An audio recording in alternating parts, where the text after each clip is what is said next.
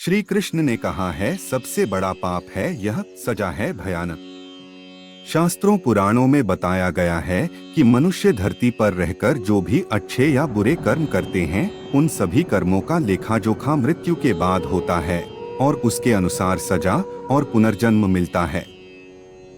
ईश्वर की दृष्टि में जो अच्छे कर्म यानी आपके काम होते हैं उसे पुण्य कहा जाता है और जो बुरे कर्म होते हैं उन्हें पाप कहा जाता है। पुराणों में कई अच्छे और बुरे कर्मों के बारे में बताया गया है। गरुड़ पुराण और कठोपनिषद में तो यह भी बताया गया है कि मनुष्य को अपने पाप कर्मों के कारण मृत्यु के बाद अलग अलग तरह के पापों के लिए कौन कौन सी अलग सजाएं दी जाती हैं। गरुड़ पुराण में उल्लेख मिलता है कि मनुष्य धरती पर जो कुछ भी पाप करता है उन सभी पापों की अलग अलग सजा बारी बारी से मिलती है। यम के न्याय में किसी भी पाप की सजा से बचा नहीं जा सकता है। कामी व्यक्ति के लिए ऐसी है सजा। गरुड़ पुराण में बताया गया है कि परस्त्री पुरुष संबंध रखने वाले को लोहे के गर्म सलाखों को आलिंगन करवाया जाता है। जो पुरुष अपने गोत्र की स्त्री से संबंध बनाता है उसे नरक की यातना भोगकर लकड़बग्घा अथवा शाही के रूप में जन्म लेना पड़ता है। कुंवारी अथवा अल्पायु कन्या से संबंध बनाने वाले को नरक की घोर यातना सहने के बाद अजगर योनि में आकर जन्म लेना पड़ता है। जो व्यक्ति काम भावना से पीड़ित होकर गुरु की पत्नी का मान भंग करता है, ऐसा व्यक्ति वर्षों तक नरक की यातना सहने के बाद गिरगिट की योनि में जन्म लेता है।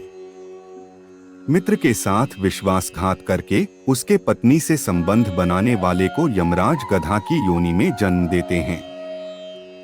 लेकिन व्यभिचार और धोखा देने से भी बड़ा एक पाप है जिसकी सजा कठोर है। महाभारत के समय एक व्यक्ति ने ऐसा पाप किया था, लेकिन आजकल बहुत से लोग ऐसे पाप करने लगे हैं। जानिए वह पाप क्या है और इसकी सजा क्या है। कृष्ण की दृष्टि से यह है सबसे बड़ा पाप। भगवान श्री कृष्ण ने दृष्टि में जो सबसे बड़ा पाप है वह है भ्रूण हत्या। महाभारत युद्ध समाप्त होने के बाद जब द्रोणाचार्य के पुत्र अश्वत्थामा ने उत्तरा के गर्भ में पल रहे बालक परीक्षित पर ब्रह्मास्त्र का प्रयोग करके उसकी हत्या कर दी, तब भगवान श्री कृष्ण सबसे अधिक क्रोधित हुए थे। श्री कृष्ण ने उस समय ही यह घोषणा कर दी थी कि अश्वत्थामा का पाप सबसे बड़ा पाप है, क्योंकि उसने एक अजन्मे बालक की हत्या की थी। श्री कृष्ण ने इस पाप की सजा स्वयं अश्वत्थामा को दी थी।